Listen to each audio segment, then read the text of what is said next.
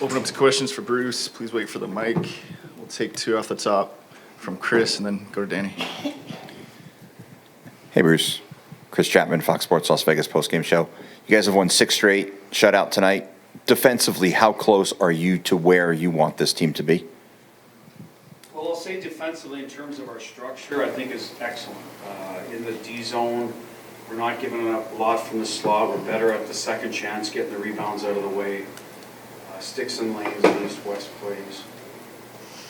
Rush defense was pretty good tonight too, as it was in San Jose, where I think we gave up chances tonight was we mismanaged the pucks in the breakup. And that's not, I wouldn't call that part of your defensive structure. That's part of your breakout execution and just being, I thought both teams were sloppy at times, executing a good first pass. So is that the forecheck pressure? Probably a little bit of both, right?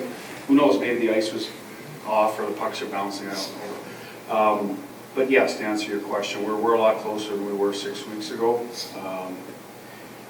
And it's one of the reasons we've had a terrific month. I mean, we've been pretty consistent with scoring goals for the most part. We've just cleaned up our defensive stuff to the point where we're not forcing goalies to make a number of high danger saves. And now, Sammy did his job very well tonight, don't get me wrong, but I thought we were leakier in that area at the start of the year, and it's probably normal coming out of training camp that you're not really in hockey defending mode yet. I think I've said that many times. It takes a while to get up to speed there, and it feels like we're awfully close. You guys had a really good first period, high shot volume, but Vladar was really good. So when it's something like that happens and the goalie on the opposing team is really good, who's kind of the guy on the bench who kind of keeps the team focused? With such resiliency, you guys never really quit. Well, it's supposed to be me, right? I mean, but sometimes you don't need to say anything. I think our players, you'll hear them saying, "Hey, we're getting good luck. Stick with it," right? It could be Stoney, it could be Jack, could be anybody. It could be the D encouraging the forwards, because sometimes a guy that hasn't scored in a while, he gets, he's like, "Geez, am I ever going to?" You got to pick those guys up a little bit. We had a few guys go through that, and so I think it's a group effort there. Danny. Bruce, Danny Webster, Las Vegas Review-Journal. Yesterday we talked about the penalty kill and why it's been so effective, but when you kill off a 5-on-3 and you kill off a double minors, does it just show how much momentum that area of the game is gaining right now? Yeah, I like that part. I think, listen, the power play is sexier, so to speak, right? It's, you're working on it, it's goal scoring, it's nice plays. But the penalty kill has to be like a bit of the guts of your team, right? If you expect to have success. And,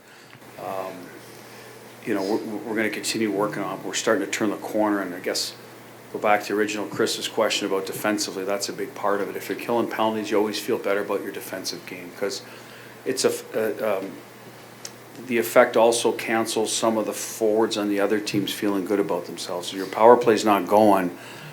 I know for us, our top guys will get a little bit frustrated, and they'll, that could affect their game. So that's what you're doing to the other team. A little bit of, you're zapping a bit of their spirit when they're not making plays in the power play, getting their touches and their looks. So it's a double-edged sword that way. It hurts their momentum a little bit, and it builds for you because your goalie's feeling good.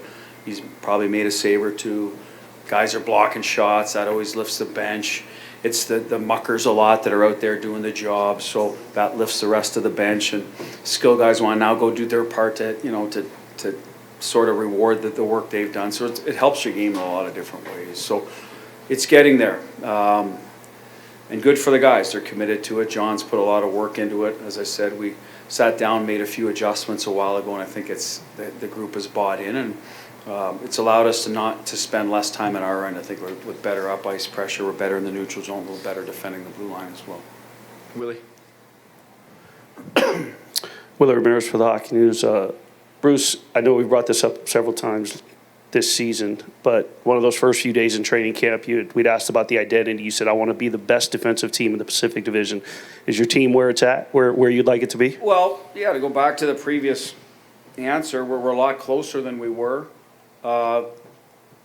There's factual data that can say we are or aren't. I'm not sure. I think we're probably behind LA a little, but we're right there with Edmonton, LA are two of the better teams in our division defensively. Vancouver, my guess is up there. Are they still up there?